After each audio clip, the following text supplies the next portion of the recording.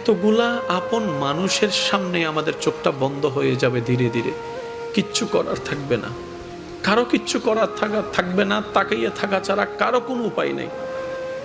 রব সেই জন্যই বলে, বান্দারে তুই আমার কাছে আসা ছাড়া তোর দ্বিতীয় কোনো উপায় নেই, তুই এমন ভাবে আয় যেন আমার রহমত তোকে সাদরে বরণ করতে পারে। সুবহান। এবার বান্দা বলে, মাওলা আমি করব তো কি করব, শয়তান তো আমার পিছনে লেগে আছে, ইচ্ছা করো আমাকে গুনাহ করায়, আবার আমার অনেক সময় ইচ্ছা থাকে না, তারপরও সে আমাকে দিয়ে গুনাহ করায়। আর আমি গুনাহ করলে তো তোমার কাছে আসামি হয়ে যাব, আমি পাপ করলে তো আমার পাপের বোঝা ভারী হয়ে যাবে, জাহান্নামে চলে যাব।